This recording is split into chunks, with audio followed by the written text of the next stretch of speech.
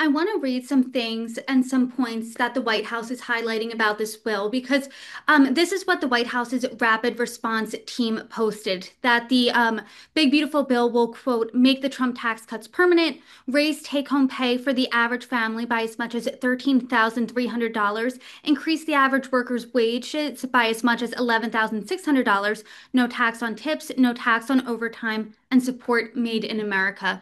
What do you make about those points that they're highlighting? Well, look at how they talk about that. They say the average. Well, the reason they get to that average is because they are taking the tax benefits that primarily go to the wealthiest Americans. I use the 3 million. If you earn $3 million or more a year, you're going to make a lot of money. Your benefits are going to be in the hundreds of thousands of dollars.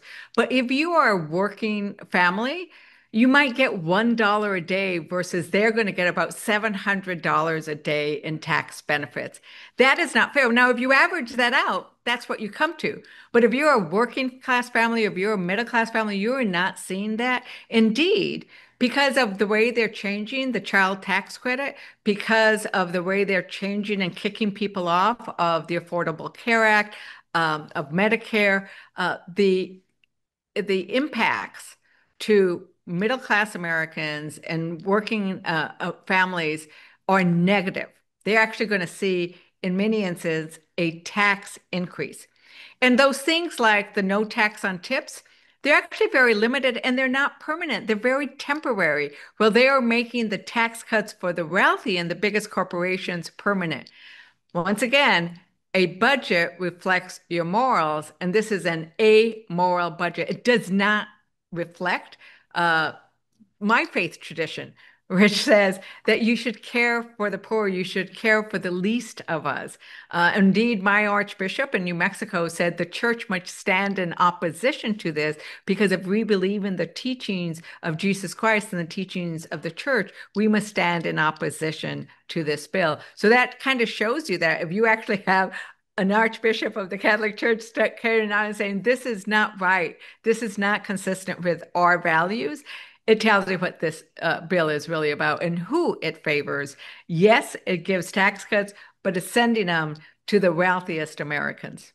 The richest man in the world also took issue with this bill. He was opposed to it before he got, or after he got, rather, in that back and forth with President Trump on social media. Now he says he regrets some of his messaging, but he did call this bill a disgusting abomination. He also called it pork-filled, and that really opened the floodgates, it seemed, to some of your Republican colleagues really criticizing this bill. Congresswoman Marjorie Taylor Greene said she missed a part on one of the pages of the bill regarding AI and states being able to enforce it. Also, members of the House Freedom Caucus spoke against it, said that they were trying to raise the alarms, but these were people who voted for the legislation when the House was voting for it. So, what do you make of that? Maybe perhaps Monday morning quarterbacking from your colleagues, Republicans who did initially support this bill? So the Oops Caucus, you mean?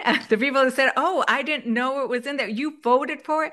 And I need to remind people that 101 Democrats came before the Rules Committee. I sit on the Rules Committee. I sat there for 2 nights. I showed up.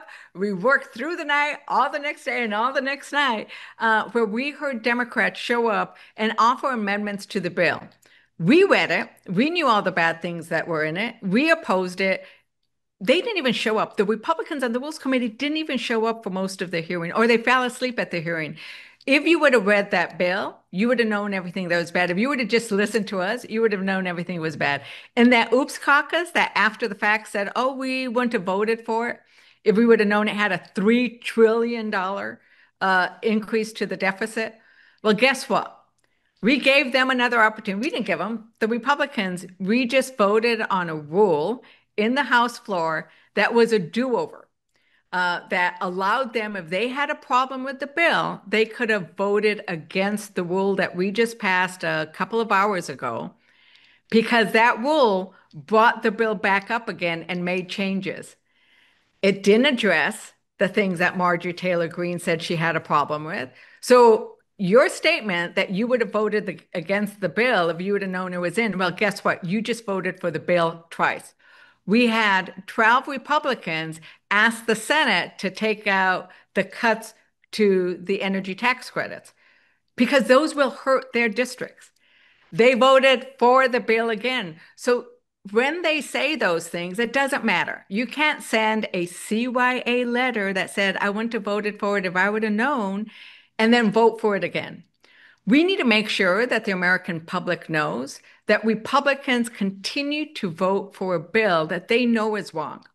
And they say in tweets and they say in letters, this bill has things I don't like and I would have voted against it. But then they had a chance for a do-over and they still did do wrong.